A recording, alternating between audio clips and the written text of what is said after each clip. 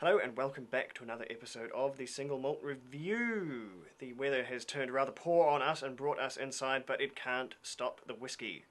Nothing can stop the whiskey. And nothing can stop this whiskey. What have you found for us today, Dave?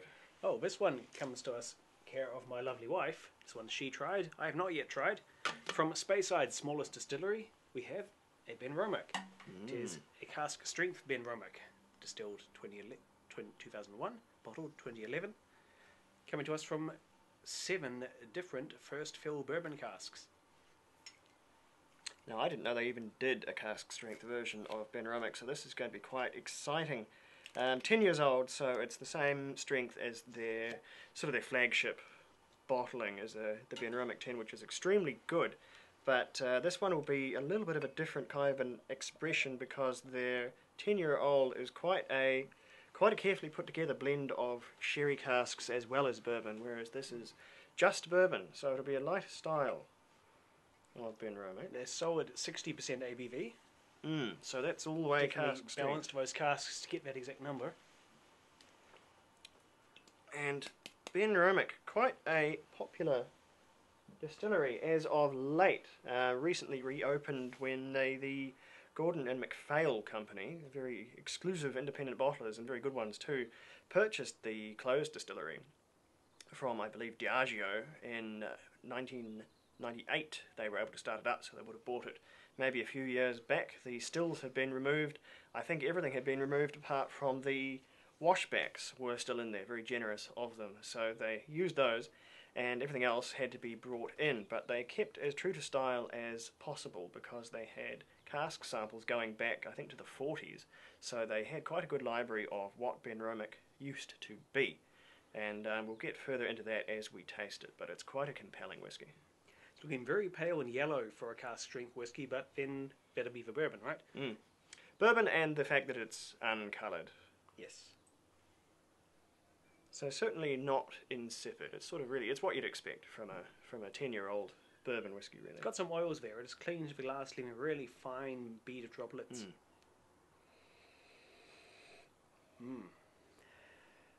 And it's a light nose, lighter than your average Benromach, I should say. No Glen in front of that one, unusually. There's peat on here, which is the first thing you get that's different out of a Benromach, because the style they emulate, the classic Speyside style as they call it, is the Speyside style of many, many years ago, really. More like the 70s. Not the modern Speyside style, which is very crisp, very fruity. The classic one, which is still fruity, but significantly heavier, and the big difference being slightly peated.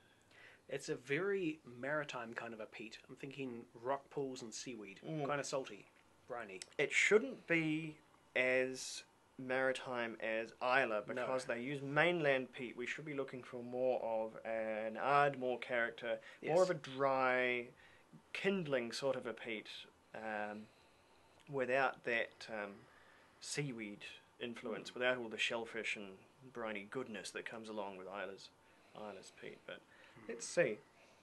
It's definitely fruit. Dried apples, a little bit of pineapple. That lovely apple skin you get with almost every Speyside whiskey. A little bit of citrus, but not a great deal, really. The oak is actually quite punchy. There's quite a good freshness to the oak in there. I'm not smelling much of the bourbon yet. I'm expecting more of it to come through on taste. There's a little vanilla, a little coconut, but it's very, very strong, so my nose is having just a bit of difficulty here. I'm absolutely going to have to put water in, but just for the sake of science, I guess I'll give it a taste at 60 and see what happens, because you never know.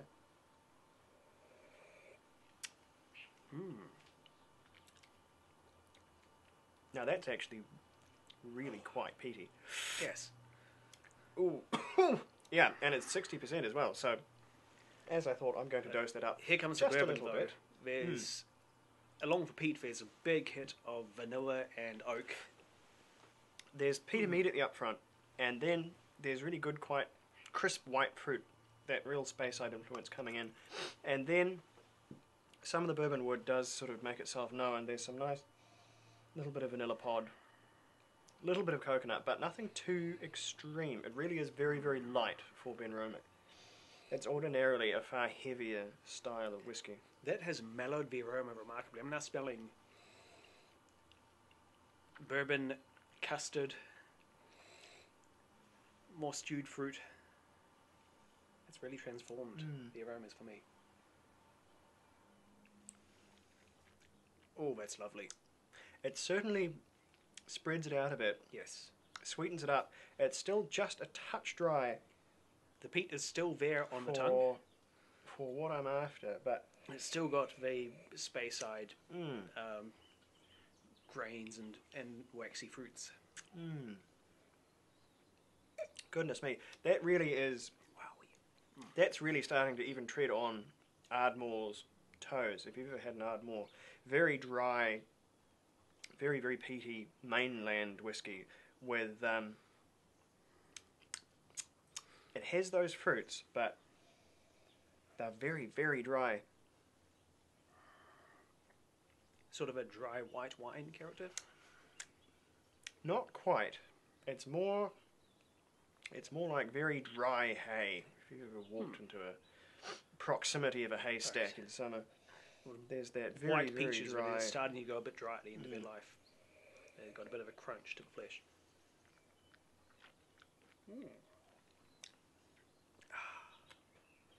I think this is coming into the interesting but not my favourite category.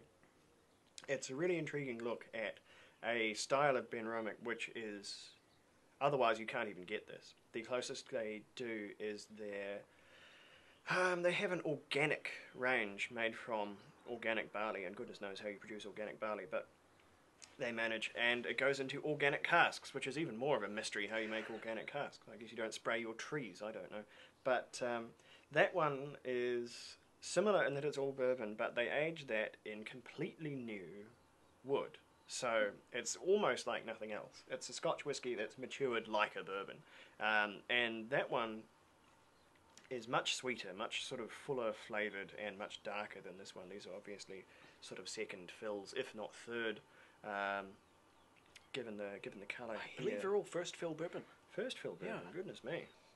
Now, as it rests a little, the coconut is sort of becoming a bit more evident there. There's just a tiny, tiny little bit of banana hiding around behind the back there, but I'm getting that too, yes. it's almost a green banana. It's quite starchy.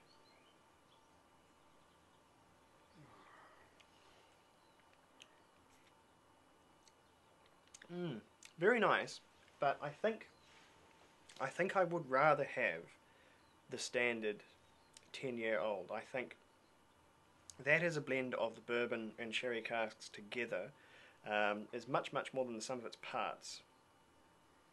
And I think that blend is really what the new Benromach Distillery is all about.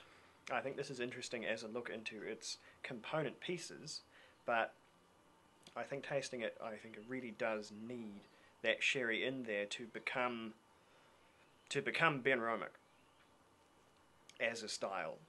This one is just a little too light for me, a little too peaty, without quite so much of those sweet, sort of scrumptious, syrupy flavours coming in from the sherry casks. But it's very, very interesting to look at. What do you think? I'm finding it really quite... The word that's coming to mind is energetic. It's got a lot of vigour to it. So all these enthusiastic bourbon flavours just sprinting towards you.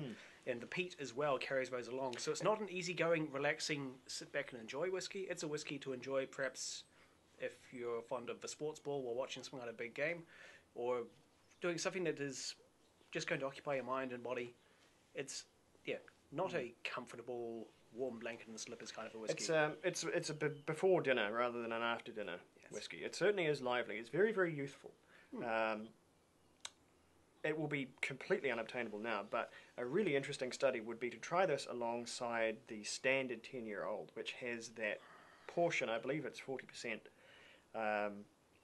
sherry casks gone in to make up the Benromach style. And I think you'd be able to see really a lot of how it's built up by comparing the two.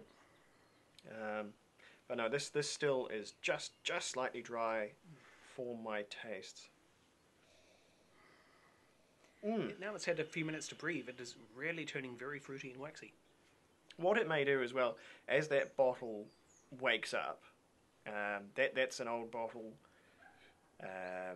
It's not an ancient bottle, but it's been closed for quite a long time, and especially with very high strength whiskey.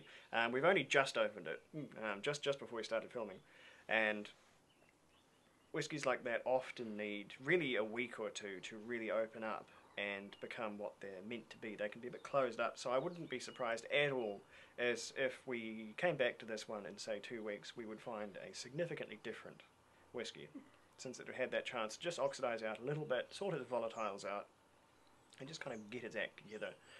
You'd be surprised sometimes if you taste a whiskey right after opening it and you don't think it's all that good. Just put it away for a little while, see what's happening, and come back to it. And I think you'll be surprised sometimes at just how much richer and warmer some whiskies can be, especially cask strength ones. But as far as scores go for this one, and I should introduce our new little bit of conformity. We're going to go a little bit more conventional with our scores and move over to the 100-point scale, because as much as I enjoy the simplicity of a 10-point scale or a 10.5, we were just getting too many whiskies which, through no fault of their own, were the same score. We were getting too many 7.5s, too many 8s, too many 8.5s, and some of those whiskies were better than their pairs, and we weren't able to give them a fine enough score to really define that. So we're going to shift on over to the 100-point scale, just like everybody else, and get with the program. So it'll be taking everything down to 2 decimal places. So no. That way madness lies. So never mind. Still not going to do little cards for you because you can all listen. We'll see. So with that said, I would probably give this one. I would give this one a 72.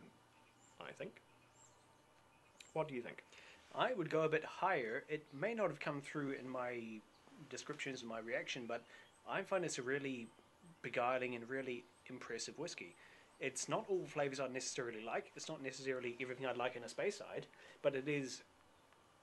It's intriguing. It's full of character. It's a good example of a pure first fill bourbon whiskey, and being able to try it at cask strength too just adds to the appeal. So I'm going to give it an 81. And every time I smell this, it's smelling better and better. So I think it really is a case of that bottle needs a bit of time to wake up. I think that's going to be a much richer, more approachable whiskey in, say, a week or so. And just my glass is getting better and better. So I should stop now before I have to change my score. But anyway, that has been a really rather unrepeatable Benromach. You certainly won't be able to buy it, but I wasn't even sure they did cask strengths, but if they've done it once, that's the precedent. They may do it again. You'll just have to keep on the lookout for them in the future if you can pick them up. And it's certainly a very interesting way to enjoy Benromach, which is otherwise constrained to the very unfortunate 43% and the even more unfortunate chill filtered, which I found out the other day. Very strange for a craft whiskey to still be chill filtered today. So whoever's writing in saying your whiskey's gone bad because it's cloudy, stop. You're only encouraging them. Anyway, this has been the Single Malt Review. We will get back to work with another few whiskies for you and keep the drams rolling. Catch us next time. And if there's something you want us to look at, do comment, because we will hunt it down for you, or at least we'll try. At any rate, Slanger, catch you next time.